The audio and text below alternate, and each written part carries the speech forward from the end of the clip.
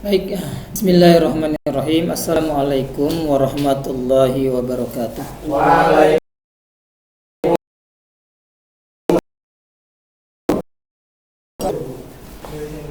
Alhamdulillahillazi arsala rasulahu bil huda wa dinil haq wa kafa billahi syahida. Asyhadu an la ilaha illallah wahdahu la syarika lah wa asyhadu anna Muhammadan abduhu wa rasuluh la nabiyya wa la rasula ba'dah. Allahumma salli ala Muhammadin sallallahu alaihi wasallam wa ala alihi wa ashabihi wa man tabi'ahum bi ihsanin ila yaumiddin. Saudara-saudaraku rahimakumullah, dan henti-hentinya kita Allah Rabbul Alamin, kita masih diberikan usia panjang. Tanpa terasa kita hari ini sudah memasuki bulan Sa'ban dan tanggal 18, berarti sekitar 11 hari ke depan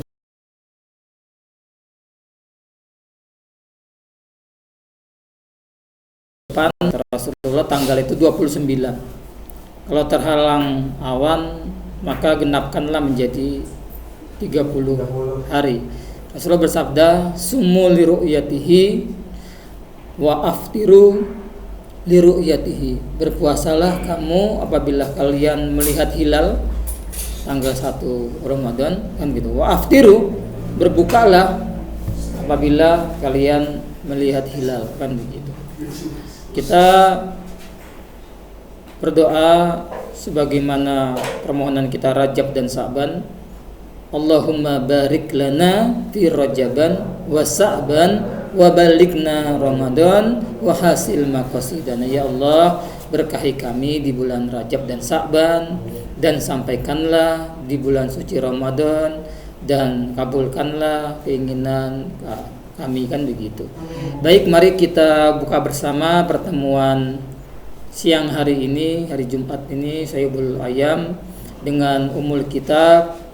Kita niatkan sebagai syifa dan sekaligus doa untuk saudara-saudara kita yang di Suriah, yang kena gempa, ujian dan yang lain, yang kurang sehat. Mudah-mudahan Allah pulihkan, diberikan ujian, diberikan kesabaran. Al-Hadiniyah wa kulli niyatin sholihah. Al-Fatihah. A'udzubillahi minasyaitonir rajim. Bismillahirrahmanirrahim. Alhamdulillahirabbil alamin arrahmanir rahim maliki yaumiddin. Iyyaka na'budu wa iyyaka nasta'in. Shiratal mustaqim shiratal ladzina an'amta 'alaihim ghairil maghdubi 'alaihim waladdallin. Amin. Fokus ke depan, kita mulai. Protapnya ini dinonaktifkan, disingkirkan dulu untuk sementara waktu agar kita fokus ke depan. Pada kesempatan siang hari ini kita akan lanjutkan, yaitu inilah tujuan hidupku. Jadi seharusnya seorang muslim itu punya tujuan hidup, tahu arah tujuan, kan begitu. Maka dibantu oleh Humam seperti ini. Akidah adalah pemahaman mendasar dan menyeluruh tentang alam semesta, manusia dan kehidupan. Akidah menghasilkan keyakinan, iman. Akidah menentukan bagaimana seorang menjalani hidup, arah dan tujuan. Iya, jadi tujuan atau dasar kalau dalam Islam itu akidah, kan gitu, adalah pemahaman yang paling mendasar. Ibarat bangunan itu pondasi, pijakan paling mendasar dan menyeluruh tentang apa? Tentang dari mana alam semesta berasal, dari mana manusia berasal, dan dari mana kehidupan itu berasal. Maka akidah itu akan menghasilkan keyakinan. Akidah itu menghasilkan iman. Kalau dalam Islam itu rukun iman ada 6. Amantu billahi wa malaikatihi wa kutubihi wa rusulihi wal yaumul akhiri wal qadri khairihi wa syarrihi minallah, kan gitu. Jadi seperti itu. Jadi iman kepada Allah, iman kepada Muhammad billahi wa malaikatihi, malaikat-malaikatnya, wa kutubihi, kitab-kitabnya, wa rusulihi, dan seluruh rasulnya, kan gitu. Wal yaumul akhir, hari kiamat, wal qadri khairihi, qadar baik buruk. Nah, di atas keimanan itu maka akidah menentukan. Nah, menentukan apa? Menentukan seseorang menjalani hidup dan arah tujuan. Karena kalau salah dasarnya, salah memperoleh jawaban, maka dia akan tersesat. Seperti apa? Seperti ini. Kelihatan nggak, Bang Hilmi? Kelihatan. Oh iya, oke deh. Dari manakah kita berasal? Dari mana semua yang ada berasal? Untuk apa yang kita berada di dunia ini? Apa yang harus kita lakukan di kehidupan ini? Setelah kita mati, terus apa? Apa ada kehidupan setelah mati? Nah, ini pertanyaan yang paling mendasar. Ibarat benang kusut itu simpul besar, al-udgatul kubro, simpul besar. Kalau yang ketiganya ini terjawab dengan benar, maka dia akan selamat hidupnya menjalani kehidupan di dunia sampai ke akhirat. Kalau jawabannya salah, yaitu min aina, dari mana kita, kan gitu. Limaza, untuk apa kita hidup di dunia, kan gitu. Ila ainal masir, setelah itu kita mau kemana? Dari mana manusia, dari mana alam semesta, dari mana kehidupan berasal, kan gitu. Untuk apa kita berada di dunia sekarang? Apa yang harus dilakukan di dunia, kan gitu. Kalau dari mananya terjawab dengan benar, maka dia akan ikut aturan yang dari mana, kan gitu. Dan setelah mati apa, begitu, seperti itu. Maka Islam ada skema nih dalam akidah, kan begitu. Skema. Dari mana manusia berasal, alam semesta dan kehidupan? Ada yang menciptakan. Tidak ada yang dengan sendirinya. Tapi ada pemahaman seperti itu. Kalau ditanyakan dari mana dia? Ya nggak ada yang menciptakan saya. Saya itu dari materi. Kan begitu. Untuk apa hidup di dunia? Mencari materi sebanyak-banyaknya, kesenangan. Karena dia dari materi, ada nggak halal haram? Enggak. Terus mau kemana setelah meninggal, setelah mati? Jadi materi lagi. Maka mereka ada paham reinkarnasi. Itu dikenal dengan paham sosialis komunis. Kan begitu. Ada yang berpaham bahwa kalau ditanya dari mana? Saya dari Tuhan, gitu. Ada yang menciptakan Tuhan. Terus untuk apa hidup di dunia ini? Untuk mencari kesenangan materi sebanyak-banyaknya. Kan begitu. Hubungannya apa dengan Tuhan? Nanti Tuhan itu ada tempatnya, ada waktunya disembah. Nah, itu yang dikenal dengan akidah sekuler, fasluddin anil hayah, dipisahkan antara agama dengan kehidupan. Tuhan mah ada tempatnya. Kalau bisnis, jangan bawa-bawa agama, kan gitu. Kalau tender ada sogoknya riswah. Menurut Islam, menurut Rasulullah itu ar-rasi wal murtasi pinnar. Ini tender, ini bisnis, jangan bawa. Kalau ngomong agama mah di masjid aja, di gereja aja. Nah, itu orang yang seperti itu pemahamannya adalah akidahnya adalah sekuler, dipisahkan antara agama dengan kehidupan. Begitu ngatur pemerintahan, jangan bawa-bawa agama dalam pemerintahan. Ini bukan pemerintahan Islam. Oh gitu ya. Kalau bukan pemerintahan Islam, pemerintahan kafir. Bukan juga, repot juga kalau pemerintahan bukan-bukan. Kan sudah kena bahas kan kita pemerintahan yang bukan-bukan itu. Kan seperti itu. Terus kemana setelah meninggal? Mereka jawab, kami pasti masuk surga. Kenapa? Paham ini dulu lahir di pemberontakan orang Eropa pada gereja. Gereja kong kali kong sama kaisar. Akhirnya kaisar itu wakil Tuhan. Gereja itu, nah maka ditarikin pajak tinggi tuh. Akhirnya berontak mereka, terjadi revolusi Perancis, kan gitu. Raja Louis digeletin, para pendetanya digeletin, maka bangkitlah mereka untuk melawan. Maka mereka nggak mau diatur oleh gereja, diatur oleh gitu kan. Jangan bawa-bawa agama ke pemerintahan, nanti kita seperti gereja ngakal-ngakal gitu kan, pemberontakan dengan kaisar. Maka mereka bikin aturan sendiri. Gitu. Maka lahirlah folk populis, folk day, suara rakyat, suara Tuhan. Maka lahirlah paham tentang demokrasi, suara rakyat, kan gitu, seperti itu. Jadi jangan bawa-bawa agama. Ini bukan tadinya mau ditolak, tapi kita butuh juga. Maka nanti hari Ahad saja. Kalau mereka Minggu kan, Minggu dari Domingo, hari Tuhan kita kan gitu artinya. Bahasa Spanyol itu Domingo. Nah itu kan pernah dulu kita setelin tentang perayaan tahun baru itu. Jadi seperti itu. Sedangkan Islam kalau ditanya dari mana pasti ada yang mencipta. Siapa namanya? Allah Subhanahu wa taala. Kan begitu. Dalam suratul Baqarah ayat 21 tuh gitu kan.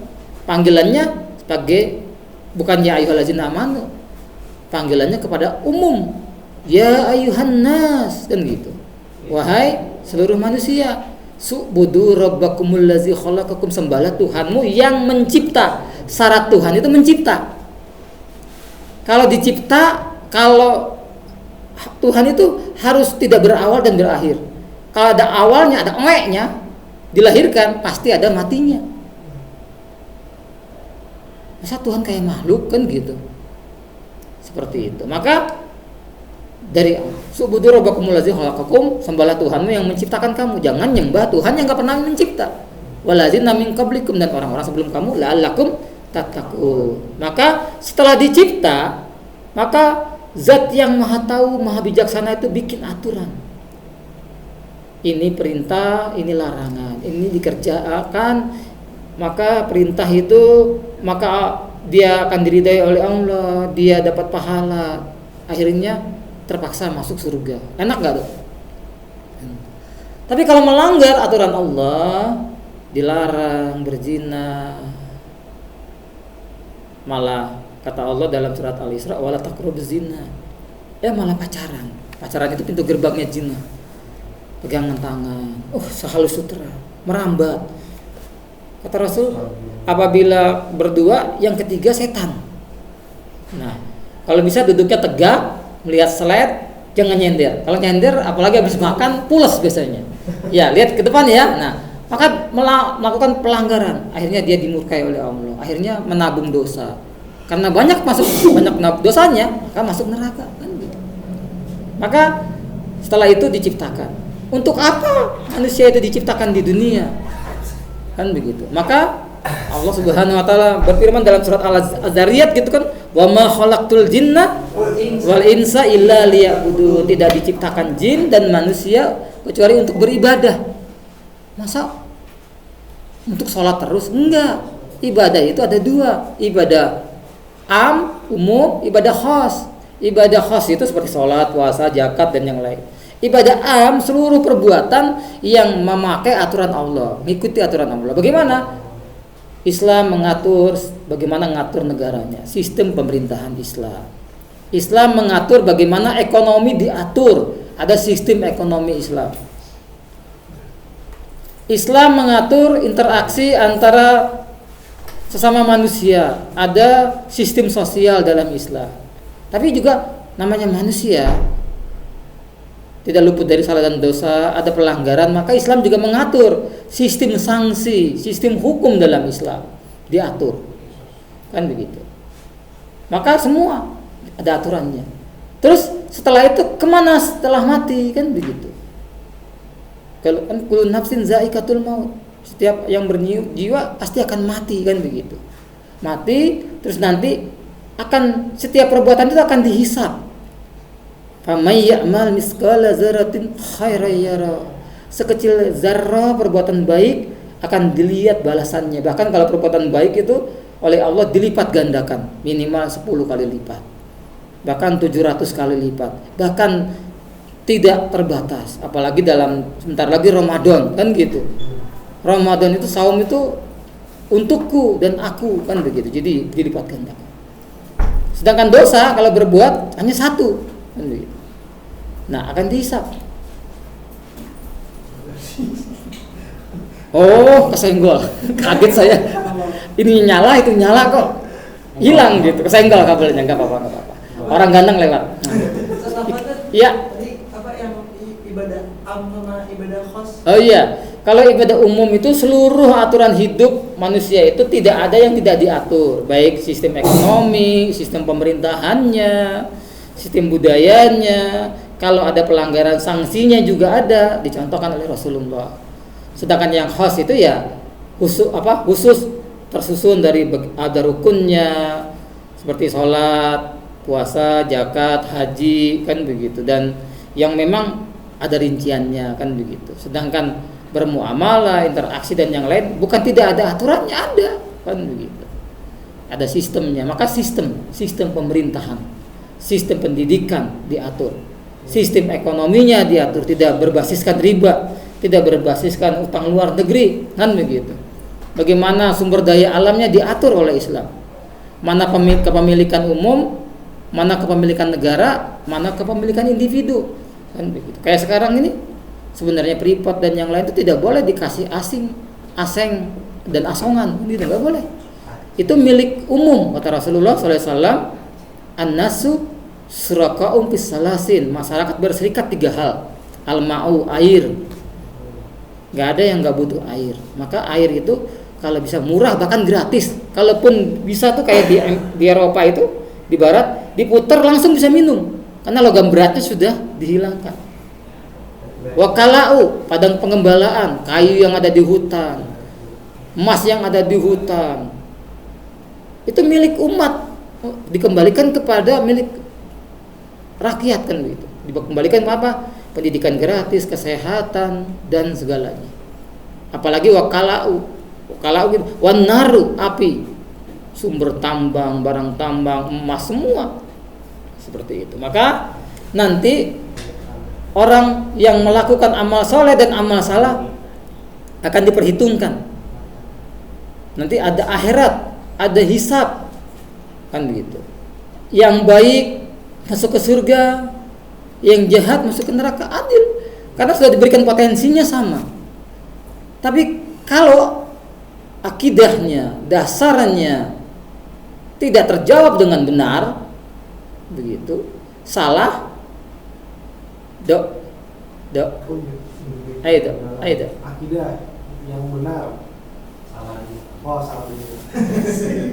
Yang salah berdasarkan dugaan, perasaan, kira-kira atau reka-reka, ikut-ikutan atau turunan, iman sebagian, tidak sebagian, kemudian mengikuti hawa nafsu, kemudian mengakibatkan kerusakan.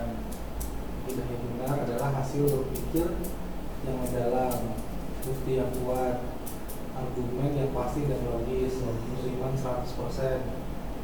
Mengikuti bimbingan wahyu, menghasilkan kebangkitan yang benar. Nah, jadi akidah seperti itu. Kalau salah, akidah yang salah itu berdasarkan dugaan aja. Karena banyak yang melakukan, karena nenek moyangnya melakukan, karena sudah keturunan, kan begitu. Perkiraan aja, perasaan mengikuti. Nah, itu pohon beringin itu gede itu. Ada penghuninya itu. Kalau lewat situ permisi anak bagong mau lewat, kan gitu kan. Itu kan syirik gitu. Kalau enggak kamu enggak begitu kesambet kamu.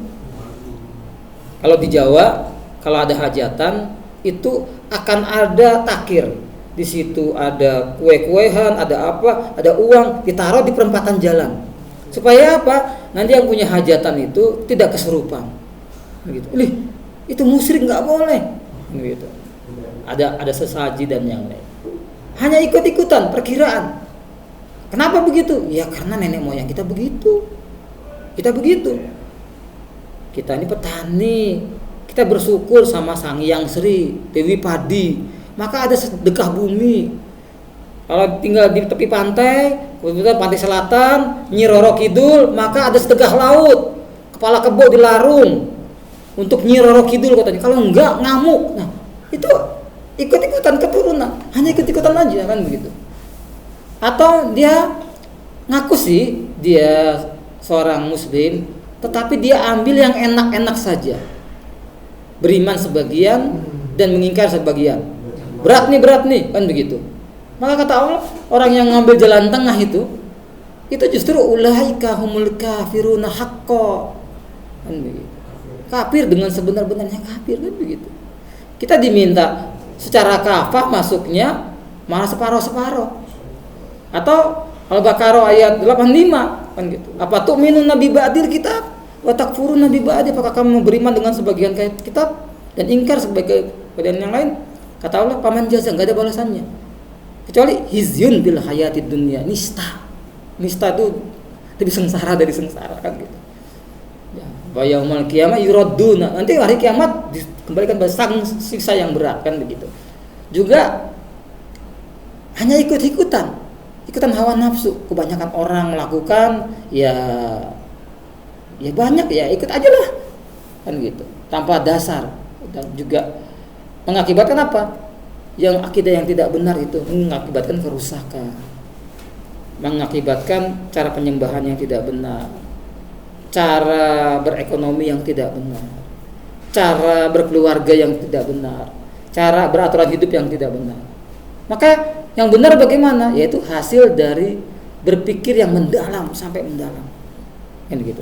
Sering Allah dalam ayatnya tuh afala yatafakkarun, afala yatadabbarun gitu. Apakah kamu enggak berpikir? Apakah kamu enggak merenungkan itu begitu? Enggak mungkin ada dengan sendirinya. Begitu sempurnanya. Kan begitu. Dalam Quran surat Al-Hujurat itu kan Allah menciptakan itu bersuku-suku dan berbangsa-bangsa, padahal tadinya kan dari satu nenek moyang kan begitu. Warna kulitnya berbeda, tanam-tanamannya juga berbeda. Nggak usah jauh-jauh, di kebun kita misalnya, satu kebun kita tanahnya sama, di situ ada pohon kelapa tinggi, ada buahnya, ada airnya di atas. Itu ledeng siapa yang ke atas kan gitu. Di sebelah pohon kelapa nggak jauh ada pohon cabai, rasanya pedas. Nggak jauh dari situ ada pohon rambutan manis, di bawah pohon rambutan ada mawar wangi. Coba dari jenis tanah yang sama Allah tumbuhkan begitu ragam. Siapa yang bikin itu? Siapa yang menyebarkan itu semua? Kan begitu. Oh, nggak mungkin ada dengan sendirinya. Maka kita dengan bukti yang kuat itu kita nggak ada keraguan sedikit pun. Dengan fakta-fakta sebelumnya itu, dari mana kita ya dari mana kita, terus dari Allah terjawab. Karena Barat bisa bikin teleskop bintang Hubble yang terbang, kita tidur di lapangan itu, akhirnya mampu terbang 10 pangkat 24, padahal jagat raya Allah itu masih luas. Tertangkaplah radiasi ribuan tahun terjadinya alam semesta. Maka teori yang paling masuk akal adalah Big Bang, ledakan satu titik, ledakannya seperti kelopak bunga mawar dan ada kilapnya. Baru sekarang teknologi itu Allah sudah jelaskan penciptaan alam semesta seperti itu di surat Ar-Rahman kan begitu, seperti kelopak bunga mawar. Maka Allah ingatkan, fabi ayyi ala'i rabbikuma tukadziban, nikmat Tuhanmu yang mana kamu dustakan? Sidik jari kamu dari tidak ada menjadi ada. Maka dengan argumen yang logis itu, maka tidak ada jalan, tidak ada celah kita ragu bahwa Allah lah pencipta alam semesta, manusia dan seisinya. Maka keimanan itu tidak boleh kurang dari 100%. Gimana kamu meyakini Allah? Ya saya meyakini Allah itu 50-50 lah, kafir. Atau saya yakin kepada Allah sih 99,999. Nggak boleh. Tetap itu harus 100%, tidak ada keraguan, nggak ada kan gitu. Dan kalau atas itu bisa kita gunakan untuk saudara-saudara kita yang memang belum masuk Islam kan gitu, beriman. Nah, kalau kita sudah yakin ke sini, sudah yakin bahwa semua dengan fakta-fakta sebelumnya itu, maka baru tuh kalau kita bacain Quran, namanya orang belum beriman kan gitu, diajak berpikir, merenung dengan argumen yang kuat. Setelah itu dibimbing wahyu, apalagi tidak ada keraguan dengan Quran. Kalau ragu suruh bikin satu surat kan begitu. Nah, dengan wahyu maka menghasilkan apa? Kebangkitan yang benar. Dia akan memimpin dunia sebagaimana Rasulullah Shallallahu Alaihi Wasallam diutus kepada bangsa yang biadab, tak beradab, bahkan tidak dinilai, tidak dihitung dalam peta. Tapi setelah yang memimpin dunia itu Romawi dan Persia. Tetapi setelah Rasulullah datang, peradaban itu hancur, diganti dengan peradaban mulia. Bangsa yang biadab menjadi beradab, bangsa yang tidak diperhitungkan jadi digentarkan, dan bahkan memimpin 2/3 dunia kan begitu, dan memimpin, dan bapak kedokteran, nggak salah jauh-jauh lah kita sombong, kita membanggakan begitu. Cukup satu noktah, satu titik berubah dunia, ketemu angka 0 kan begitu. Sebelumnya Pak Romawi itu 38 membutuhkan berapa digit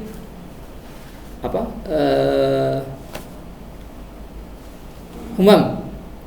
Kalau ek dulu kan gitu ya, kita belajar ya, ek 10, ek kalau 5 V 1. Nah, untuk 38 butuh berapa digit? X3 V tambah 111.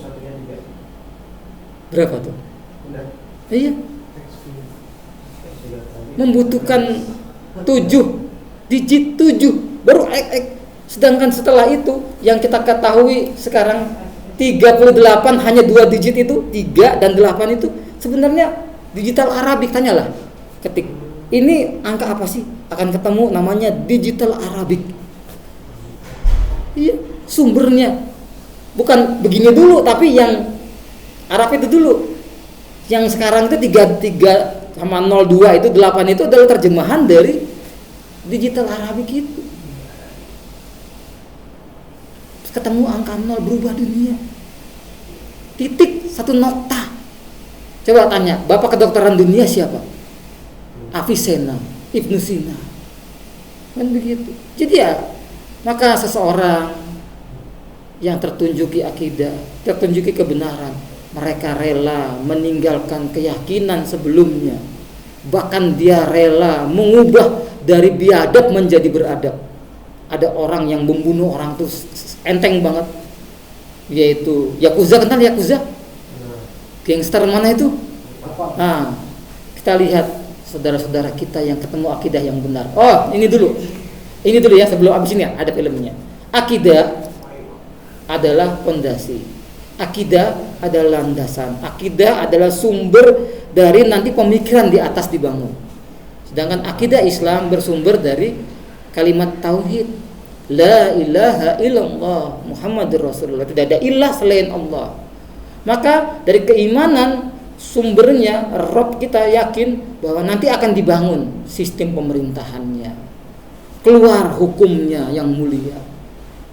Dari akidah yang mendasar itu, dari keimanan yang mendasar itu, maka juga akan keluarlah sistem sosial interaksi budayanya. Enggak biadab tapi beradab. Mereka itu tidak seperti binatang, mau diatur. Peradaban barat itu membinatang manusia dengan HAM-nya. Loh, terserah saya dong kalau saya mau berpakaian atau tidak berpakaian. Maka di luar itu ada hippies, nudis, perjinahan begitu merajalela, nggak ketahuan siapa nasabnya, anak nggak ngerti bapaknya siapa, bapak sudah kayak binatang anaknya sendiri kan begitu. Pergaulan sosialnya, interaksinya sudah seperti yang kuat menang, sudah kayak hukum rimba. Juga mengatur bagaimana ekonomi bangsa dengan sistem ekonomi Islam. Tapi juga di atasnya juga kalau ada sanksi, ada pelanggaran, maka ada aturan yang sempurna dari zat yang maha sempurna dan maha bijaksana. Itu yang dikenal dengan ideologi, pandangan hidup, aturan hidup yang memayungi itu. Maka seseorang yang menemukan akidah yang benar, pandangan hidup yang benar, apapun resikonya, mati pun dia rela, sebagaimana sahabat Rasulullah Bilal bin Rabah kan gitu. Setelah ketemu ahad dia tidak, kalau perlu mati membawa keimanan itu. Bukankah kita tadi hari Jumat ini juga diingatkan oleh khatib kan gitu, ya ayyuhallazina amanu kan gitu, ittaqullah haqqa tuqatih wa la tamutunna illa wa antum muslimun. Maka saudara-saudara kita yang ketemu akidah yang benar, mereka berubah.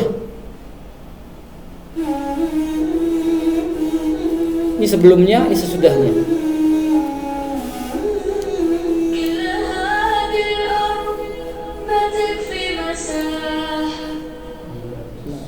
sebelumnya sudah. Ini pendeta, ini Muhammad Ali, ini biksu,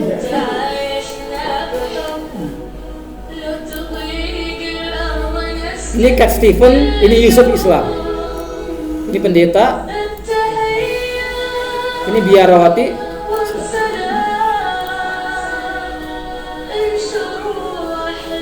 Yakuza,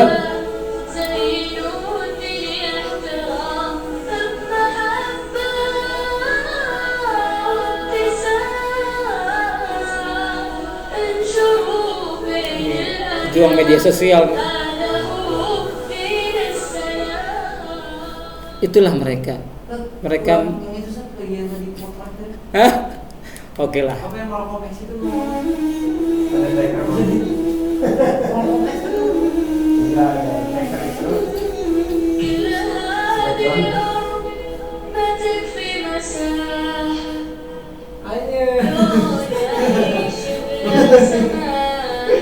Tuh, cerdas ini Bitsu ya.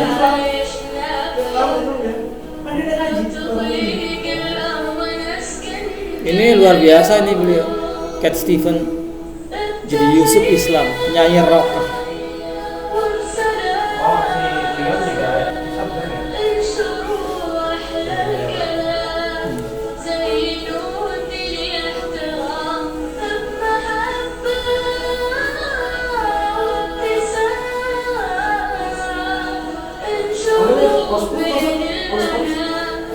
Nggak bisa, ini jalan cepat ini.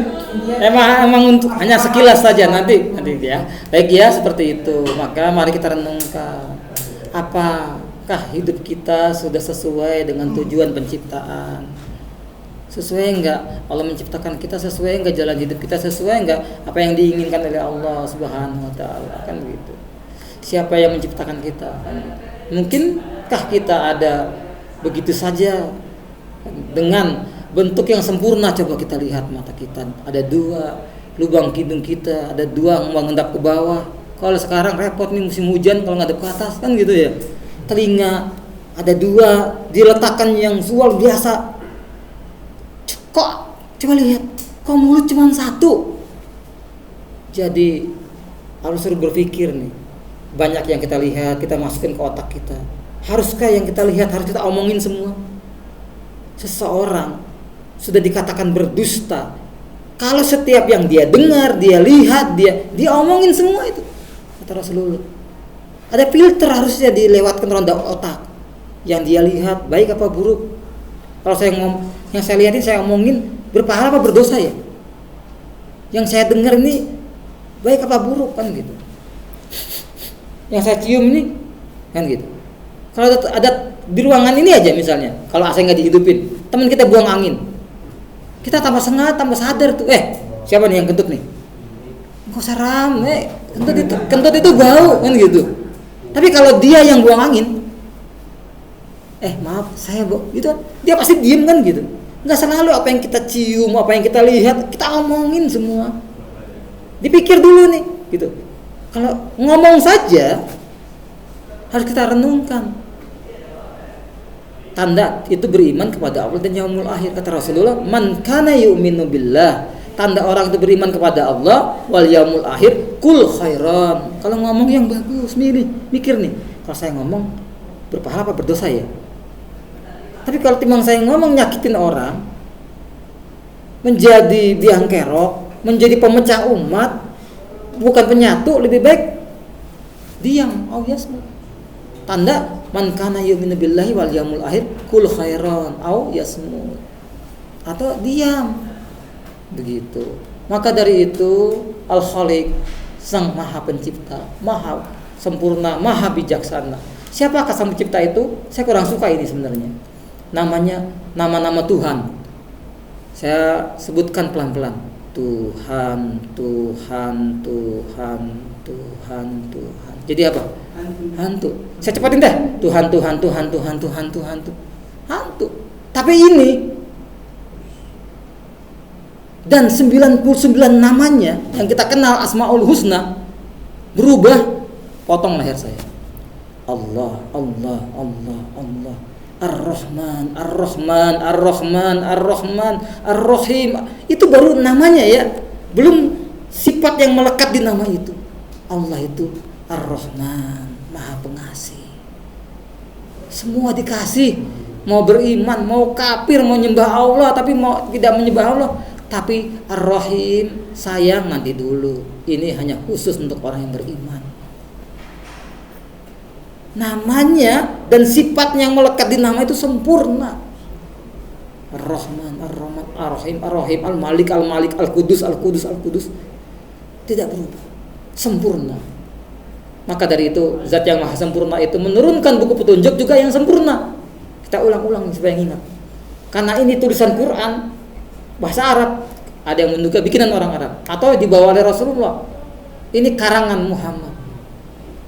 Atau kemungkinan ketiga kalamullah. Maka sudah tahu zat yang maha sempurna, maha bijaksana itu akan ada tuduhan seperti itu. Kan gitu, dibuat orang Arab atau dibuat oleh Nabi Muhammad. Maka ditantang tuh surat Hud ayat 13.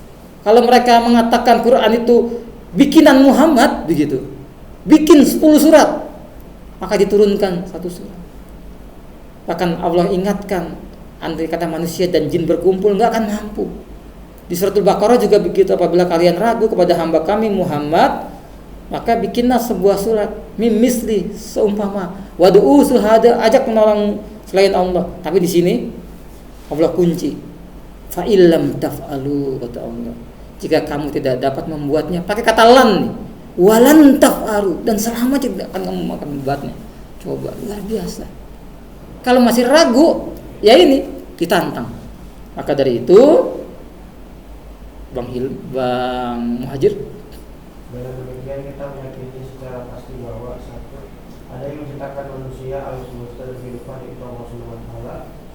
Yang kedua, Allah mengutus rasulnya yaitu Nabi Muhammad SAW untuk menyampaikan wahyu Allah dan berupa Al-Quran dan Sunnah. Yang ketiga, dalam Al-Quran dan Sunnah terdapat gambaran jelas apa tujuan penciptaan manusia dan bagaimana manusia harus menjalani kehidupannya. ya, jadi seperti itulah zat yang maha sempurna ini, maha bijaksana, maha tahu. Kalau kita mah sok tahu, kita mah sok bijaksana, kan begitu. Maka dengan demikian kita yakin alam semesta, manusia dan seisinya itu ada yang menciptakan, yaitu Allah, kan begitu.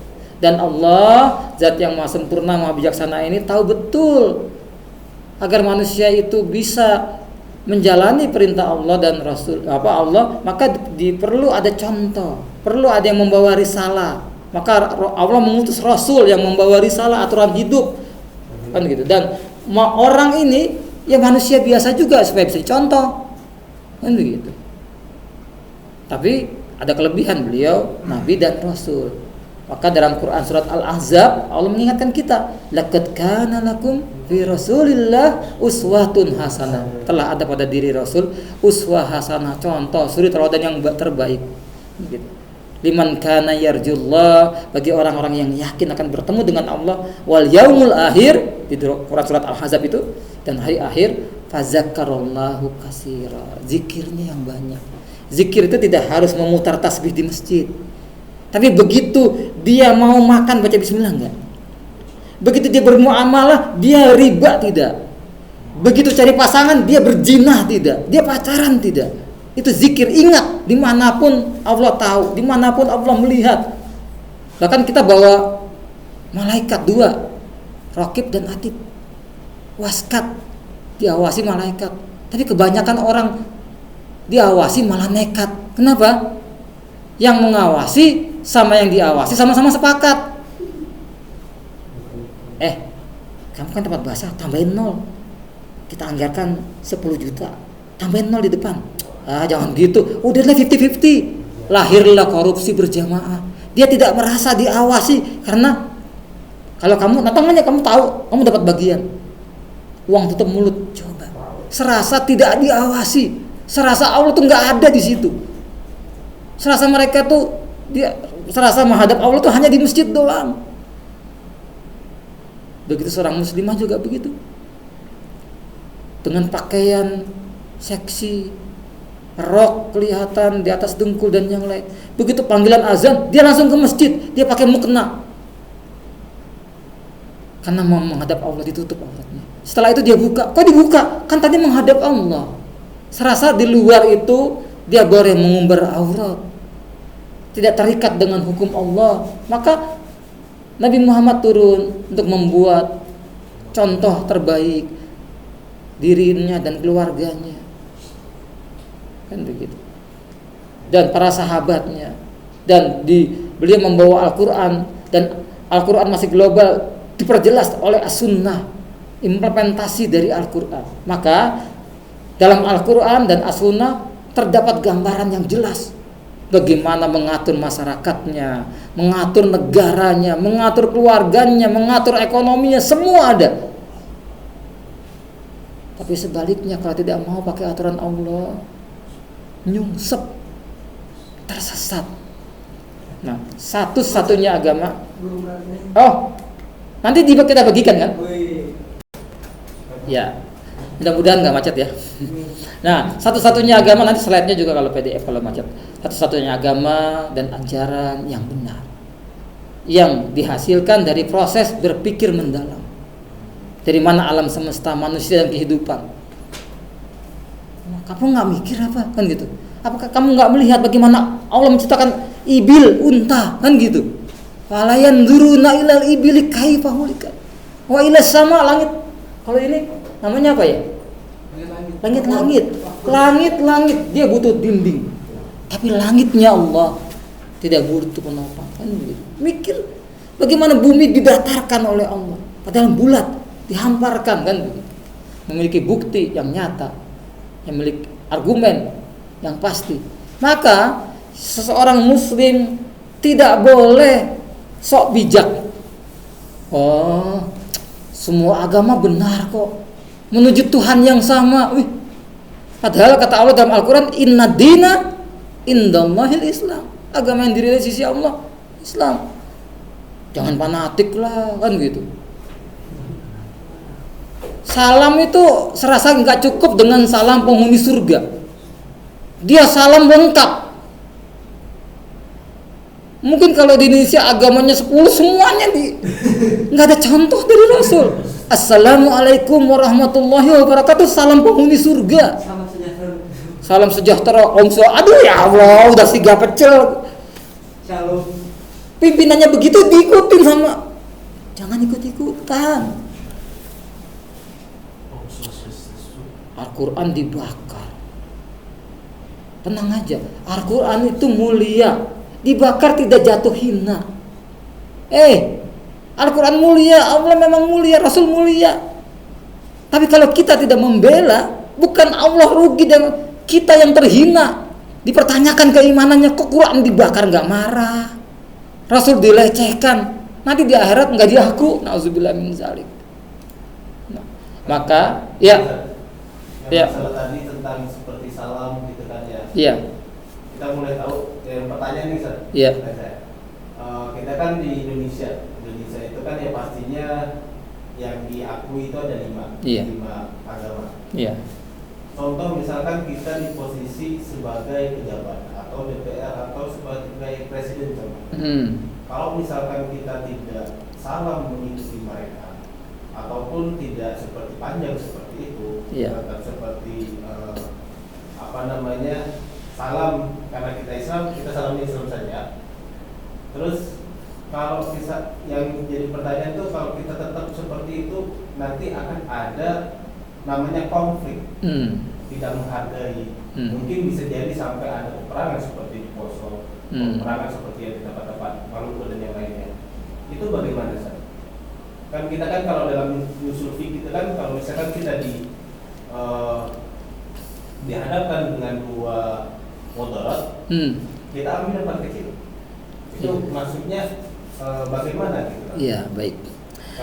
Maju salah, mundur salah. Iya. Sebenarnya enggak gitu juga. Rasulullah SAW dan para khalifah dan yang lain waktu di Madinah itu juga tidak semuanya orang Islam, ada Yahudi kan gitu. Tetap beliau itu figur contoh, figur uswatun hasanah itu ya seperti itu.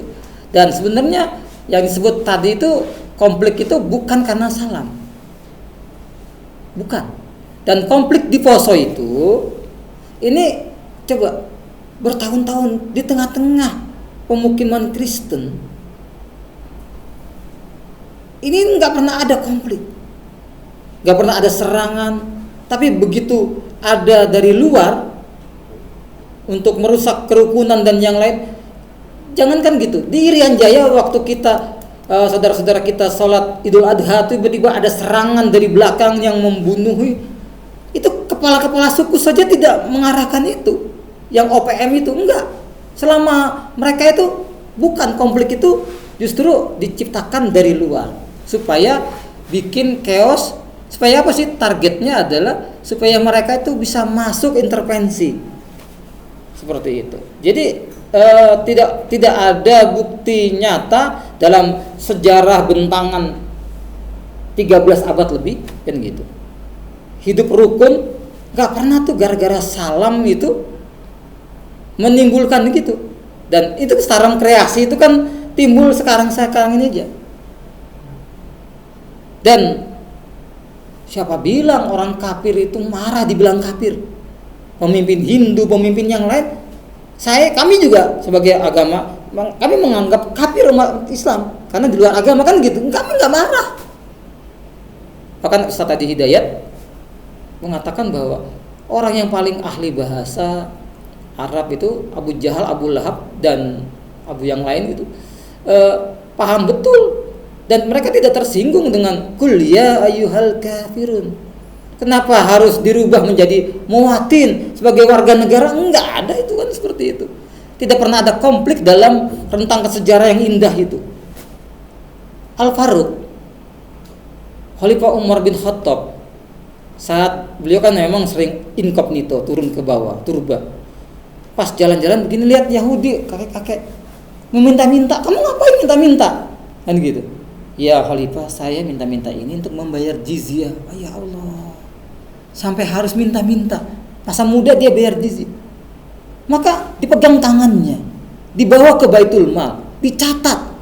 Jadi warga negara di dalam daulah itu tidak pernah ada konflik, hanya salam, nggak ada gesekan. Justru mereka hidup damai, kesehatan gratis, pendidikan gratis. Bahkan para pakar-pakar sejarah non-muslim pun mengakui betapa indahnya sistem Islam itu. Nggak ada buktinya gitu loh, karena gara salam tidak ada faktanya. Dan darul maqasid muqaddamun ala jalbil masalih itu tidak tepat untuk di bidang itu. Kaidah usul fikih itu bukan di situ begitu. Maksudnya kan kalau itu kan dalam daulah ya. Sedangkan ini kan maksudnya kita tuh belum masuk ke daulah. Kita masih di kontemporer, maksudnya di. Iya, saya paham. Nah, itu kan yang paling besar aja udah begitu. Apalagi skupnya yang kecil begini sebenarnya terlalu mengada-ada gitu, nggak ada. Itu gini, yang kita tahu itu di dalam pemerintahan itu Indonesia tuh Islamnya itu hanya sebagai kedua. Belakangnya kita tuh di pemerintahan itu yang memegang itu bukan mereka gitu. Iya. Ya contohnya aja yang seperti yang viral kemarin yang mengatakan ngapain ibu-ibu sering ikut pengajian. Iya. Doktrin dari ibu tertua kan? Iya, nenek-nenek itu kan nggak tahu. Yang maksud saya itu gini kan, banyak yang kejadian, iya. entah itu di sekolahan atau dimanapun, yang tidak toleran. Maksudnya contohnya seperti kalau dalam hal-hal yang, nah ini kan masih tidak ya, hal-hal fikih doang, baru fikih berbeda seperti dasi, seperti apa, itu baru sesama Islam aja kita sudah akan ditendang keluar. Apalagi kalau salah ini ada ya pasti kalau misalkan kalau yang kita lihat mungkin di sebagian umumnya masih aman, tapi secara spesifik di beberapa tempat kita melakukan hal kecil seperti itu pun itu udah dianggap ya memulai pertikaian mungkin seperti itu.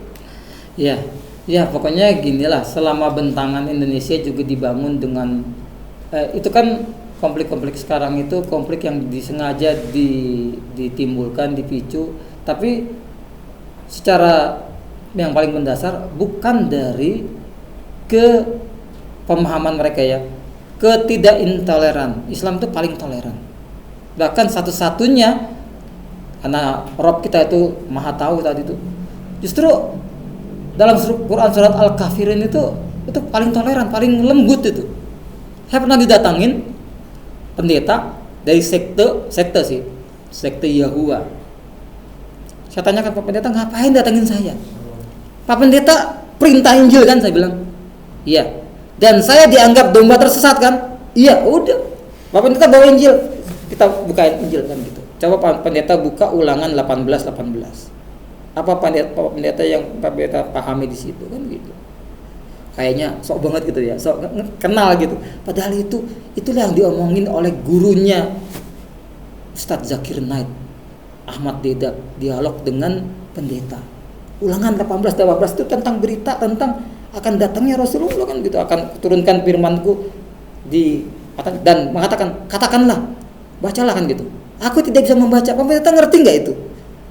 Itu isyarat tentang Rasulullah, Iqra begitu. Jadi ya faktanya selama konflik itu sebenarnya kalau kita masuk dengan jernih dan yang lain, tidak ada ceritanya konflik Poso, konflik yang lain itu dari umat Islam yang intoleran, tidak. Bahkan saat itu Laskar Jihad turun ke Poso, yang tentara Kristus itu lari. Padahal orang-orang sekitar yang Kristen itu sebenarnya nggak pernah itu rukun kok. Laskar Kristus itu yang datang dan menyerang begitu. Konflik itu dari luar ditimbulkan begitu, bukan bawaan begitu. Jadi ya kembali seperti itu. Jadi kalau Allah mengatakan lewat Rasulnya juga, kita jangan ikut itu yang tidak pernah dicontohkan. Dengan salam-salam itu, salam-salam yang unik itu kan baru muncul akhir-akhir ini, dan selama ini nggak ada tuh. Bahkan kita kalau atasan kita kebetulan orang di luar agama kita, terus dia mengucapkan Assalamualaikum, kan belajar tuh dia ingin menghormati kita kan gitu. Terus jawaban kita Waalaikumsalam warahmatullahi wabarakatuh, kan enggak. Rasulullah mencontohkan sebagaimana waktu itu ada Yahudi bilang Assalamualaikum, jadi kan gitu. Aisyah menjawab dengan tidak, cukup alaikum kan gitu. Atau waalaikum bagimu juga kan gitu. Nggak ada keselamatan bagi dia, didoain juga nggak akan dapat karena dia akidahnya beda. Contohnya begitu. Kayak dulu kami di Solo ada acara untuk tidak setuju dengan kebijakan naiknya BBM. Wakil DPRD bilang, kalian tuh kok rame banget sih. Tapi diawali dengan ngucapin salam, nggak perlu itu, cuman waalaikum gitu aja karena beliau non muslim. Oh gitu, iya. Kayak uang gopek, naik gopek rame banget. Kayak kita jatuh uang gopek, kita malu lah. Hanya gopek doang, naik rame kan begitu. Kita turun begitu. Jadi seperti itu. Maka sebenarnya Islam itu sudah mengajarkan sangat-sangat toleran, sangat-sangat menghargai. Bahkan yang dikatakan lakum dinukum waliyadin itu, bagimu agamamu, bagiku agamaku, itu hanya di Islam. Tapi begitu kita kerja di perusahaan yang Nasoro misalnya, pada saat 25 Desember kita dipaksa saudara-saudara kita itu pakai pakaian center class, gitu. Coba murid saya, coba antum bayangin kerjanya coba. Kalau dibilang laundry itu kerjaan di mana ya? Kerjaan ngurusin pakaian kotor kan gitu ya. Kebetulan laundrynya tuh di depan Masjid Raya Bogor. Terus dia dipaksa suruh pakai, nggak boleh, saya bilang. Manajernya siapa? Orang Islam. Kita ada kajian, kita kasih kopian ini. Kita haram tasabuh, diajak dialog. Cuman kamu sebelum ini, kamu siap 2 risiko, saya bilang. Siap dulu bahwa siap ya, siap dipecat, siap nggak dipecat. Dialog bahwa kita nggak boleh, kita umat Islam, kita haram. Menurut Rasulullah, man tasabaha biqaumin fahuwa minhum. Kan gitu. Tasabuh. Dikasih, itu dia terima kasih dan dia tidak dipaksa. Kan begitu. Kalaupun harus keluar, ingat bos kita orang Nasara itu atau orang Cina itu itu bukan penjamin rezeki. Penjamin rezeki itu Allah. Bahkan yang ngomong di depan teman-teman ini sebagai kepala rumah tangga, ini bukan penjamin rezeki, pencari rezeki dan pemakan rezeki. Buktinya di luar sana ada seseorang kepala rumah tangga punya istri 1, anak 5.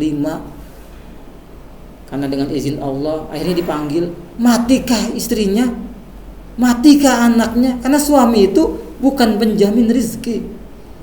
Kita keluar dari tempat yang haram, kita keluar dari tempat yang melarang kita ibadah, susah ibadah, akan Allah sediakan tempat yang terbaik. Memang perang akidah itu ya seperti itu. Maka Islam atau kufur itu pilihan kita. Mau beriman atau kafir, mau ikut-ikutan, nanti resikonya juga 2, mau surga atau neraka. Islam ajaran yang sempurna, lengkap, mencakup masalah tadi itu, hubungan dia dengan Robnya, masalah ibadah, masalah akidah, keyakinan, masalah ibadah, bagaimana cara ibadah yang benar, mengatur masalah akhlak, makanan, pakaian, minuman dan yang lain. Kalau ini 25%, ini 25%. Tapi yang 50%-nya muamalah, bagaimana sistem pemerintahannya diatur, bagaimana sistem ekonominya diatur oleh Islam, bagaimana sistem sosialnya, bagaimana hajat hidup orang banyaknya, bagaimana kalau ada pelanggaran di sini. Maka standar perbuatan orang itu halal apa haram. Saya kalau lakukan ini ikut kebanyakan orang, Allah ridho atau tidak ridho ya? Allah murka apa tidak murka ya? Kan begitu. Standar hidupnya itu, ini kalau saya lakukan, saya ngomong begini, saya berbuat, jadi nggak seenteng salam itu atau mengucapkan kan salam enteng. Kemarin ya Allah, saya tetangga kamu, saya Nasoro, kamu habis puasa terus lebaran, saya ngucapin selamat Idul Fitri. Kirain saya Natalan, kok kamu nggak ngucapin selamat Natal, kan gitu. Yang lalu tuh kita, ya karena ini kami kalau mengucapkan seperti itu, ini kan hari lahirnya Tuhan. Berarti kami mengakui ada Tuhan lain selain Allah. Tuhan diperanakan gitu. Tapi teman-teman saya Islam yang lain ngucapin kok, kan gitu. Oh gitu ya. Kan hanya salam doang, hanya ucapan. Oh kalau gitu gini deh, kamu bilang ke saya, asyhadu alla ilaha illallah wa asyhadu anna Muhammad Rasulullah. Nggak bisa. Atau yang Nasrani itu kan, kalau saya mengucapkan gitu, berarti saya masuk Islam dong, kan gitu, mengganggu kepercayaan saya. Begitu juga kita mengucapkan selamat Natal, berarti mengakui hari lahirnya Tuhan. Berarti mengakui ada Tuhan lain, itu kan musyrik. Oh, ya sudah deh, saya ngerti. Maka dua sahabat ini pecah nggak persahabatan? Enggak. Apakah saya ngomong seperti ini teori doang? Bukan, saya praktek. Sebelah saya orang Nasoro, baik orangnya, namanya Yosef. Coba kalau Islam mungkin Yusuf itu. Ya Allah, dengan wasilah dia, ibu saya berani, istri saya kontraksi malam-malam tuh, anak saya yang kedua Hasan. Ibu saya nggak kepikiran, bingung mau bawa, gedor-gedor, Pak Yosef tolong, mantu saya mau. Akhirnya dibawa ke arah agak jauh, agak ke pasar Ciluar. Rumah saya kan agak Promkostrat, agak jauh. Dibawa ke KIA. Hubungan kami baik. Dia jualan sabun, giliran saya lebaran, dia ngucapin selamat Idul Fitri. Giliran Natalan saya enggak. Dia paham. Bahkan ada indikasi rumahnya itu mau dijual. Bukannya saya sayang banget sama orang ini, baik, Kristen yang baik. Saya datangin rumahnya. Pak Yosef itu di RT, di RW itu terkenal baik. Jangan sampai ini rumah-rumah Pak Yosef, saya bilang. Kami nggak bisa intervensi, tapi saya minta Pak Yosef itu jual rumah ini jangan sembarangan orang. Mau dijual pada orang Kristen seperti Pak Yosef, monggo kan gitu kan. Tapi tolong jangan jual sembarangan. Sebelah Pak Yosef, saya bilang, Sebelah Pak Yosef kemarin itu dikontrak sama bangke, bank keliling orang Medan. Jangan sampai seperti itu. Sekarang ternyata dia jual kepada ustadz, dan ustadz itu ngisi di masjid kami. Kan maksudnya gini, itu masih rumah Pak Yosef. Saya nggak bisa intervensi, cuman nanti kalau Pak Yosef menjual kepada orang sembarangan, Pak Yosef meninggalkan nama buruk, kan saya bilang begitu kan, saya nggak bisa maksa, itu terserah. Tapi saya kaget, nggak di luar dugaan saya, dijual pada ustadz. Alhamdulillah kan begitu. Jadi lengkap, sempurna. Maka sebelum berbuat seorang muslim itu, saya ngomong ini halal apa haram ya? Kalau saya ngomong saya berbuat ini, Allah ridho apa murka ya? Saya ngebully ini, ngadalin ini, ngibulin ini, cipoain ini omongan saya, kelakuan saya ini Allah ridho apa tidak ridho ya? Karena sekecil zarah kan dilihat balasannya. Nanti kita buka surat 17. Surat 17 surat apa? Surat 17. Nah, bulan kemarin tuh Al-Isra itu. Nah, Al-Isra atau surat Bani Israil. Surat 17. Subhanallazi asra kan enggak? Kemarin kan sering dibaca ya. Nah, nanti coba lihat di situ ayatnya ayat 7. Apa kata Allah? Kata Allah, in ahsantum li anfusikum. Kalau kamu berbuat baik, kamu jadi orang baik, orang soleh, rajin ibadah, nggak jahat sama temennya, itu bukan untuk Allah, untuk kamu. Tapi coba lihat dilanjutkan ayat itu. Wa in asatum, apabila kamu berbuat buruk, falaha, untuk kamu sendiri. Dasar ini motor musuh saya ini. Saya punya murid ekspedisi ya, TNT. Sekarang jadi Videk.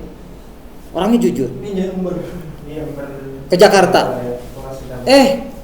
Karena pakai motor, dia bawa ekspedisi, dia bawa kiriman-kiriman barang dari luar negeri, ngantar gitu ya. Pas mau pulang, motornya tuh apa ya, dibawa ke bengkel. Pas dibuka apa? Anunya olinya dimasukin garam gerasa. Garam untuk bikin es atau untuk ngasinin ikan. Garam yang kayak kristal itu. Sampai turun mesin, sampai hancur. Mahal. Mungkin menurut musuhnya itu rasain tuh, habis lu. Gitu. Menurut itu kan gitu. Padahal dia tuh lagi nabung dosanya. Apabila berbuat buruk, wa in asatum falha, untuk dirinya, bukan untuk orang lain. Jahatin, celakain orang lain. Musuh saya mau lewat nih, sebar paku biar celakaan, kan gitu. Rasain lu guling, luka. Yang luka itu seneng musuhnya gitu. Padahal dia lagi nabung dosa. Tapi begitu kita lewat, sering kita lihat paku, sering lihat kan? Kenapa kita yang melihat itu? Kenapa nggak kita singkirin? Siapa yang menyingkirin duri dari jalan, rintangan dari jalan, sedekah. Kan itu hadisnya, siapa yang menyingkirkan duri. Ini kan paku, apalagi paku. Kenapa kita yang harus melihat? Ini ladang amal bagi kita. Kenapa kita yang melihat sampah di masjid? Kenapa kita ini jangan remehin amalan yang kecil? Begitu. Seperti itu. Baik buruk ya. Ya, monggo. Ini kan masalah standar perbuatan halal dan haram. Iya. Tadi kita menyampaikan bahwasannya seperti beda pemahaman, beda akidah. Mereka tidak akan jadi perdebatan kan. Sedangkan pada zaman sekarang itu sesama Islam aja beda pemahaman dalam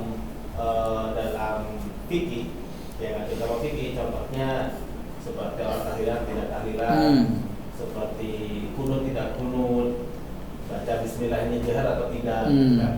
Itu luar biasa. Apalagi di tempat saya itu saudara saya pribadi, saudara sendiri, maksudnya saudara sendiri itu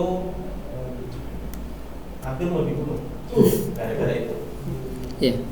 Karena mereka itu pedomannya itu bukan hanya pondok kecil-kecil. Di situ ada 3-4 pondok. Satu pondoknya minimal 2.000. Nah, mereka sedangkan pemahaman tentang ada yang pemahaman takdir itu ada yang melakukan bid'ah, ada yang tidak. Itu bagaimana sikapnya benar gitu loh. Jadi Rasulullah aja sama orang yang benar-benar kafir aja tidak sampai seperti itu, malah membela jika ada yang mengganggu. Ini sesama Islam malah mau membunuh, malah menjauhi dan yang lainnya. Sampai-sampai kalau di daerah Bangkalan itu, di daerah teman juga, kita mau sholat nih, karena kita tidak kunut, kita mau sholat, udah banyak orang di masjid, pergi mereka. Seperti itu ya. Itu kan pemahaman, itu kan khilafiyah yang tidak, itu kan wilayah puru itu lebih baik tasamu, lebih baik saling toleran.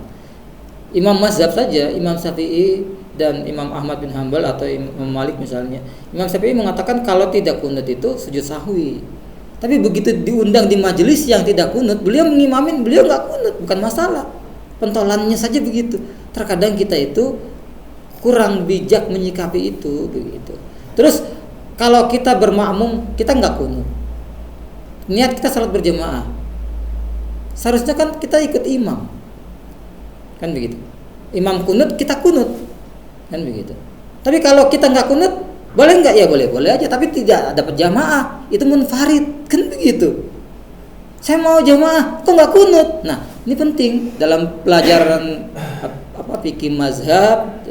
Ya, imam mazhab saja walaupun berbeda, mereka nggak, pentolannya memang gini ya. Coba bayangkan, kalau kita lihat roda sepeda semakin ke pusat, semakin dekat sumbernya, itu perbedaannya nggak terlalu meruncing begitu. Pemimpin mazhab itu sama-sama beda mazhabnya, mereka saling bisa membuka diri. Cuman grassrootsnya makin lebar, jaraknya makin jauh. Katanya pengikut imam ini, para imam saja nggak berantem, renggangnya itu. Pokoknya, padahal nggak seperti itu yang diajarkan oleh itunya. Ya memang sekarang kita harus banyak mengkaji, banyak belajar, sehingga nggak boleh gara-gara khilafiyah menghalalkan darah, padahal haram hukumnya membunuh yang tidak dihalalkan oleh Allah, kecuali dia murtad misalnya. Ini sama-sama muslim loh, hanya beda kunut dan tidak kunut, bikin masjid sendiri. Bahkan di tempat yang lain itu ada paham takfiri, yang solehnya dia, bahkan kalau keluar masjidnya dicuci lagi. Bahkan tokoh-tokohnya sekarang yang ini dilempar ke luar ya, iyalah. Tokoh-tokohnya, pentolannya, imamnya sekarang banyak yang tobat. Saya berangkat haji, masa ini kafir semua, yang masuk surga kelompok mereka. Ya seperti itu loh, kurang pemahaman. Maka kita memang bijak untuk itu, saling mengajak, saling mendekati, saling mengingatkan, kan begitu. Jangan sampai kalimat tauhidnya sama, la ilaha illallah sama, rasulnya sama, kok gara-gara masalah yang khilafiyah kita kencang, kira masalah pokok hukum Allah dilanggar, aturan-aturan Allah mereka enggak. Giliran kemarin sesaji ditendang atau apa marah, tapi Al-Quran dibakar. Al-Quran mulia, dibakar tidak jatuh hina. Saya sampai heran, kenapa ya ibu-ibu itu rajin pengajian ya. Coba ya, di acara coba lihat ya, acara besarnya stunting, acara besarnya itu kurang gizi. Ibu yang kurang gizi, dia ingin kaitkan ibu-ibu yang sehingga anaknya idiot, anaknya kurang gitu kan. Gara-gara dia ingin kaitkan ibu itu gara-gara ikut pengajian, anaknya nggak keurus. Sehingga ada ustazah yang menyoroti, ibu kita ini kan gelarnya banyak ya, Mbok kalau ngomong itu pakai data kan gitu. Nggak ada kaitannya stunting, gizi buruk itu dengan rajin pengajian. Justru ibu yang rajin pengajian tidak menyia-nyiakan, karena fungsi ibu itu umun warabatun bait, ibu dan pengatur rumah tangga. gizinya diperhatikan dalam Islam. Bagaimana dia tahu halal haram, bagaimana berbakti sama suami kalau nggak ikut pengajian? Mana yang Allah ridhoi kan gitu. Maka kalau kita mau jeli, bukalah data. Angka stunting, angka kemiskinan terbesar di mana? Ketemulah di NTT. NTT itu apakah ibu-ibunya rajin pengajian? Kurang gizi. Padahal di situ nggak berbanding lurus itu. Jadi si ibu ini, nah jadi halal haram wajib diterapkan sempurna. Islam itu sebagian bisa dia jadi jatuh zolim. Wa malam yahkum bima anzalallah fa humul zolimun, apa fasikun, atau bisa masuk ke Al-Maidah 44. Kalau itikad dia orang Islam, syariat Islam, ngapain sih? Saya benci banget, mulutnya benci, hatinya benci di hadapan Allah tuh. Apa kata Allah dalam Al-Maidah, di ujung Al-Maidah ayat 44 itu? Wa malam yahkum bima anzalallah. Siapa yang tidak berhukum dengan hukum Allah, aturan Allah, faulaika humur kafirun. Kalau ini 45, ini 47 kan begitu. Wa malam yahkum. Cuman kita ramenya itu Al-Maidah 51. Iya. Ahok. Karena apa? Ulama kita belum beres. Mundurlah satu ayat. Kalau 50-nya beres, pertanyaan dari Allah tolong dijawab. Pertanyaan dari Allah. Al-Maidah ayat 50. Allah bertanya kepada kita seluruh manusia, apa hukmal jahiliyati yabghun? Wa man ahsanu minallahil hukmal liqaumin yuqinun. Apakah hukum jahiliyah, hukum selain hukum Allah yang kalian anggap baik? Hukum siapa yang lebih baik kata Allah? Daripada hukum bagi orang yang yakin. Itu pertanyaan. Jawab, hukum siapa yang lebih baik? Apa hukmul jahiliyah? Hukum selain Allah, hukum jahiliyah. Nah, ini yang saya katakan tadi. Kalau orang tidak sempurna, tidak sepenuhnya mengambil jalan tengah, begitu. Apa kata Allah? Tuh, ulaika humul kafiruna haqqo. Mereka adalah orang yang kafir, sebenar-benarnya kafir. Untuk orang-orang yang jalan tengah, ambil jalan tengah. Maka jelas, yang hak jelas, yang batil jelas, ya. Yang hitam jelas, yang putih jelas. Jangan ngambil jalan tengah. Enggak jelas, jadi abu-abu. Abu Jahal, Abu Sufyan masuk ke Islam dan abu-abu sekarang. Kan gitu. Harus jelas. Yang hitam jelas, yang putih jelas, yang halal jelas, yang haram jelas. Pak Kiai, tolonglah diusahain ini 100 juta. Ini mah haram.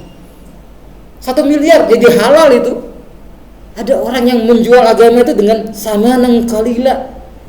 Samanan qalila apa? Dengan harga murah. 1 M loh, 1 T loh. Ada orang telak. Ujung-ujungnya duit, udah. Setelah banyak orang sekarang jadi udah juga ujung-ujungnya jadi demit. Jual agama. Maka jelas, yang hak jelas, yang batil jelas. Apa kata Allah? Jangan campur-campur. Wala talbisul haqqo bil batil wa taqtumul haqqo wa antum ta'lamun. Ibarat ini gelas. Kalau 1 gelas itu diisi air minum, bisa saya minum. Kalau 1 gelas itu diisi bensin, lumayan untuk motor saya. Tapi kalau dicampur-campur, setengah gelasnya air minum, setengah gelasnya bensin. Saya minum mabok, motor saya minum mogok. Apalagi ini lebih parah lagi. Kata Allah, jangan wala talbisul haqqo. Ini lebih parah. Jangan campur yang hak, jangan campur yang benar, jangan campur yang kebaikan itu dengan kebatilan. Walaupun setetes. Ada susu 1 ember, ditetesin racun cyanida 1 tetes saja. Kata Allah, jangan campur yang hak dengan yang batil. Humam mau minum? Enggak. Kan banyak susunya, racunnya kan 1 tetes. Maka yang hak itu jadi racun enggak? Beracun. Hati-hati, yang hak jangan campur. Hukum Allah jangan digado-gado. Jangan campur. Enggak Ustaz, ini air susunya 1 drum ya deh, 1 drum. Ditetesin 1 tetes cyanida. 1 drum jadi racun tidak? Itu kata Allah. Jadi rusak yang hak kalau dicampur dengan yang batil, yang hak jadi rusak. Maka nanya Ustaz. iya. Penting nih. Oke. Nih. Jelas nih. Bagaimana dengan HP Ustaz? Hah? Bagaimana dengan HP? HP? Hakul dan batil. Iya. Bagaimana Ustaz? Di dalam satu HP itu Hah? kan ada hak dan batil. Enggak di situ. Dalam memahami benda, hukum benda ya. Ini.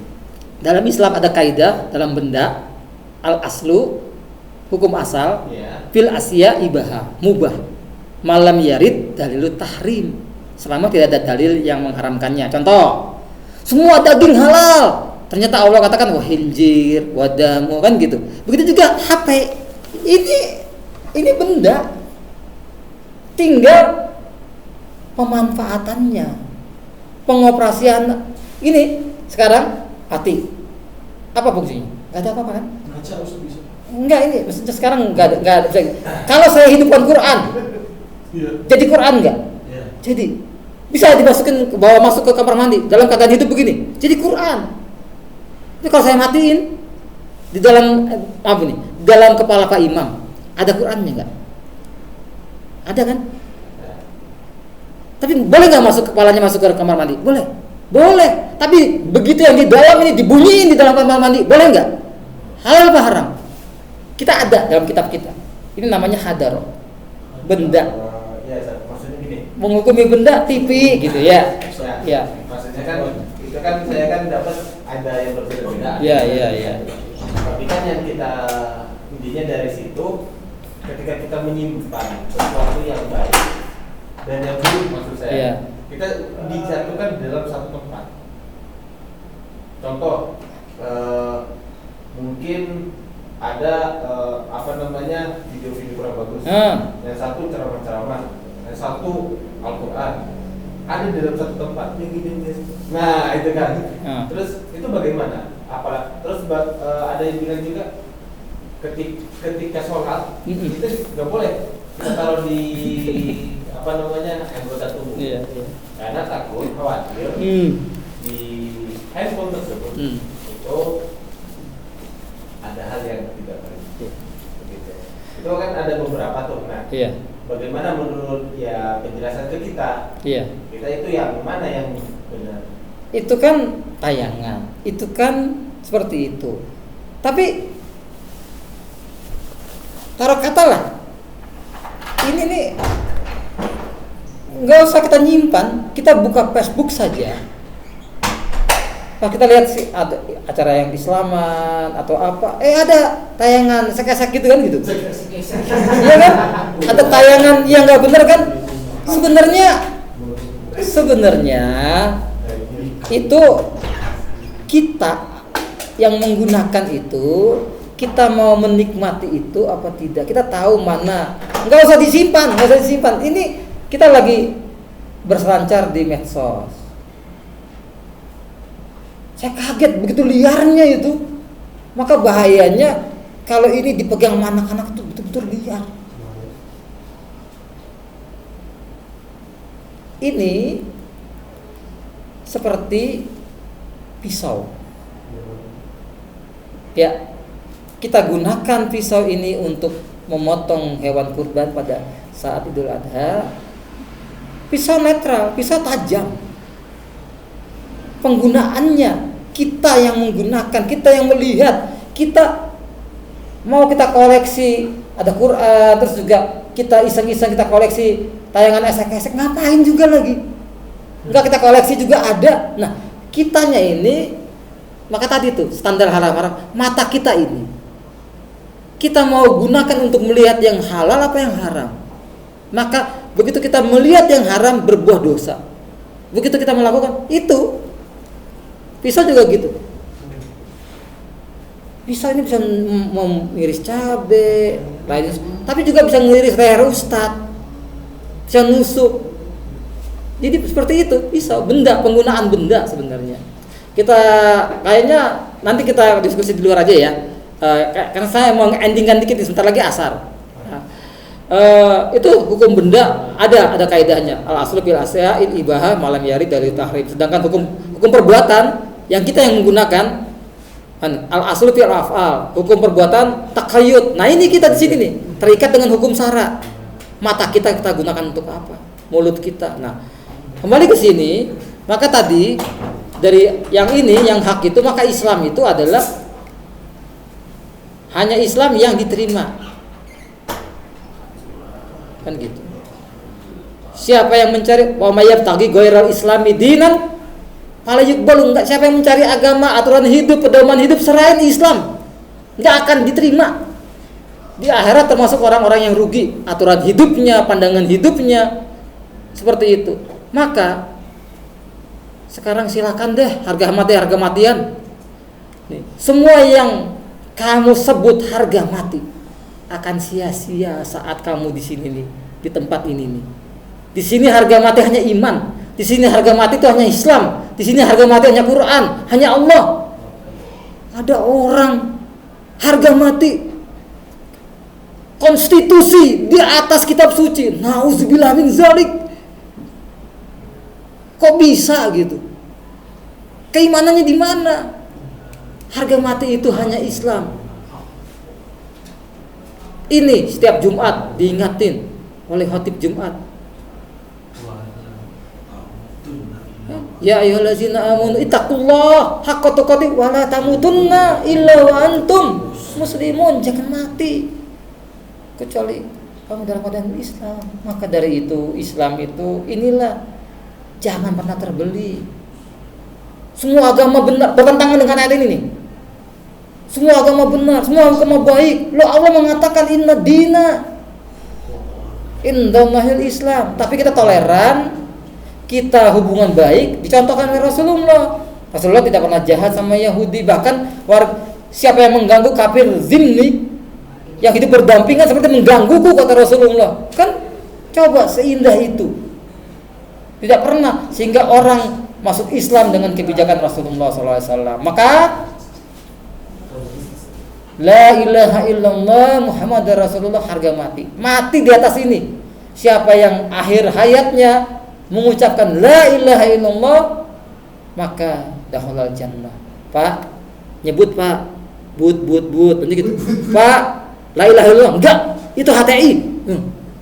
NKRI, harga mati. Ya Allah. Maka iman di-endingin dulu ya. Ya, dikit lagi nih. Inilah janji dari Allah, selalu iman itu dikaitkan dengan amal soleh. Wallazina amanu wa amilus solihat, dan orang-orang yang beriman dan beramal soleh.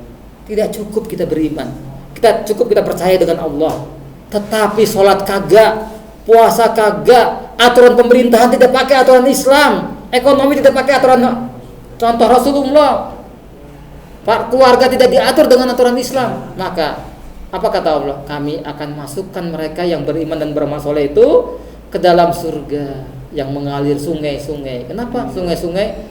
Karena di surga itu tidak hanya satu sungai, dan sungai surga itu tidak perlu parit pematang seperti ini. Ada sungai air yang jernih lagi segar, ada sungai madu, ada sungai susu. Maka ada syair yang mengatakan inna fil jannati nahran min laban, kan gitu ya. Di surga itu ada surga air sungai yang dari min laban, dari air susu gitu. Jadi tapi juga ada sungai Homer yang tidak memabukkan. Hilmi. Jadi jangan pikir Homer di surga itu memabukkan. Jadi yang di dunia, pantesan dulu cekek botol tuh ngeplay kayak siga di surga. Enggak, itu haram di dunia. Kan begitu ya. Seperti itu ya. Ini maka balasannya seperti itu, dan sebagai janji dari Allah yang benar. Dan siapakah yang lebih benar perkataannya dari Allah? Janji Allah tidak pernah dusta. Allahu yuhlibul mi'ad. Maka pilihannya iman atau kafir, Iman. surga atau neraka, pilihan kita. Mau amal soleh, amal salah, atau mau husnul khotimah apa su'ul khotimah, kita yang nentuin nih.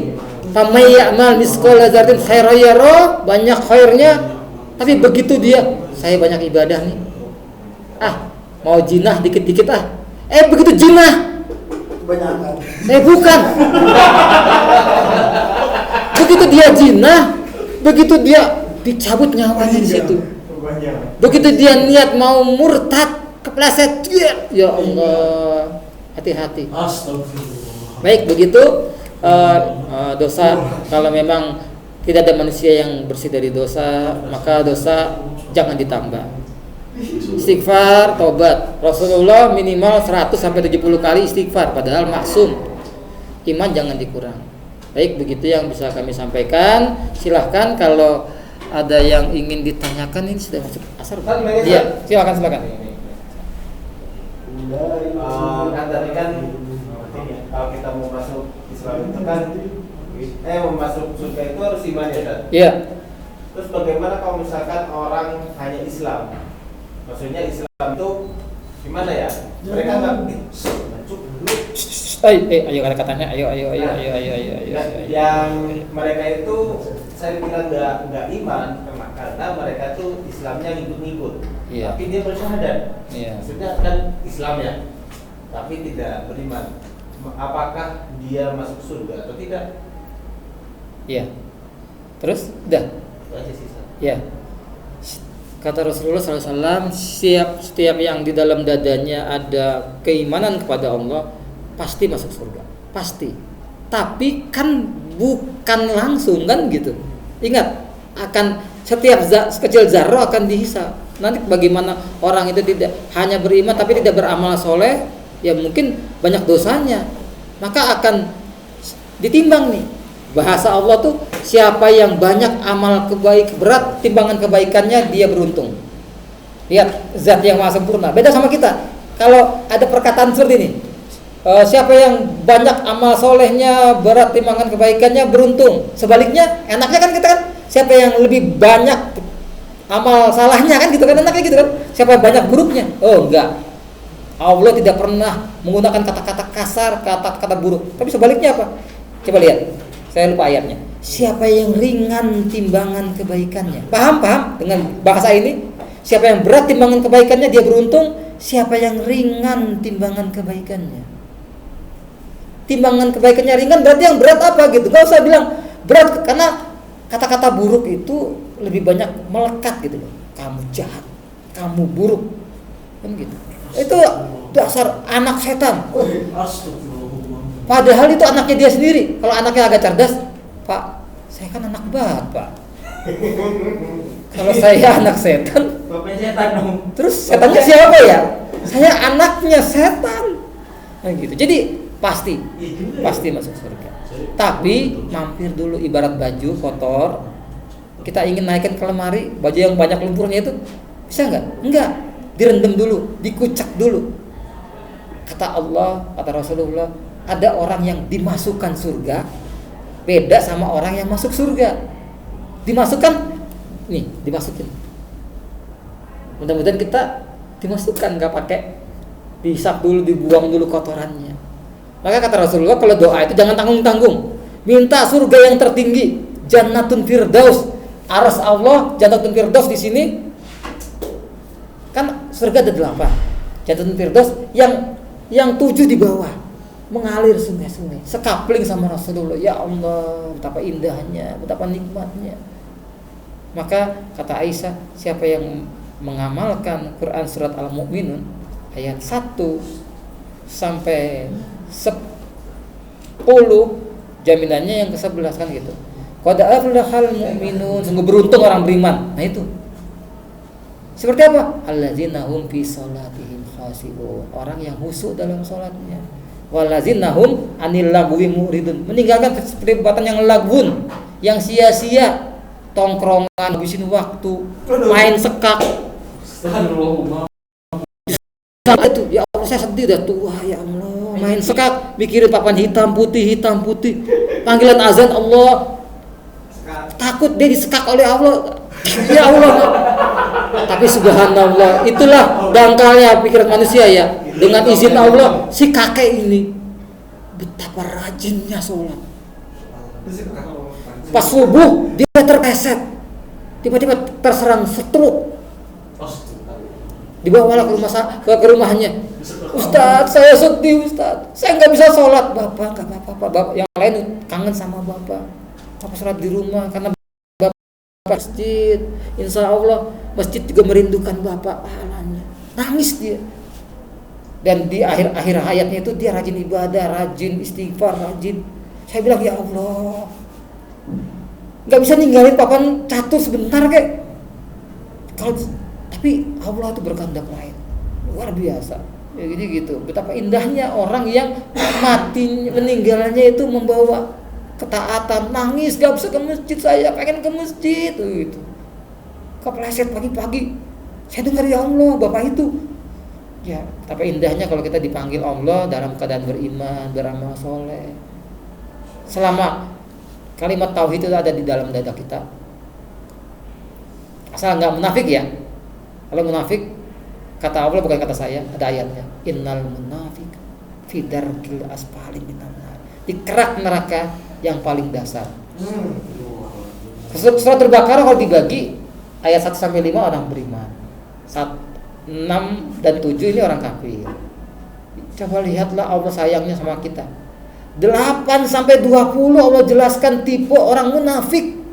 Karena penampilannya Islam, di dalam dadanya membenci Islam. Tapi kalau diremes hanya 2. Iman dan kafir. Sedangkan munafik masuk ke sini karena innal munafik fi darkil, di kerak neraka yang paling dasar. Ya Allah, apalagi berani menghancurkan Islam, membunuh ulama kayak Mustafa Kemal Lanatullah alaih itu.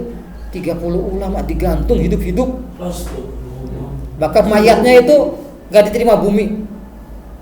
Dan kalau ke Turki itu mayatnya itu disanggah ini, marmernya beratnya 44 ton, dimasukin keluar lagi dan bau busuknya luar biasa. Itulah balasan dari Allah pada orang yang menghancurkan sistem pemerintahan Islam, kehilafahan Turki Utsmani Mustafa Kemal Laknatullah alaih. Masih ada sampai sekarang itu? Ada makamnya di Bukit Galata sana tuh. Dan ini kenapa? Karena bumi ngerima. Dan disanggah 44 ton beratnya, terus ditindih marmer. Kata yang sering pernah ke situ, itu baru mau masuk gedung itu baunya sudah luar biasa, disemprot minyak wangi yang terwangi. Tanya sama penjaga itu, dan penjaga itu akan menunjukkan baunya berasal dari makam itu. Makam apa itu? Mustafa Kemal, presiden pertama Turki. Atatürk. Jangan sekali-kali ngomong seperti itu ya sama orang Turki ya. Orang Turki akan marah. Kenapa? Emang kalian pikir kami Yahudi? Jangan bilang. Mustafa Kemal Atatürk marah. Baik, gitu kita tutup dengan hamdalah, istighfar dan doa kafatul majelis sama-sama. Alhamdulillahirabbil alamin. Astaghfirullahalazim. Subhanakallahumma wa bihamdika asyhadu an la ilaha illa anta astaghfiruka wa atubu ilaik. Kurang lebihnya mohon maaf. Wassalamualaikum warahmatullahi wabarakatuh.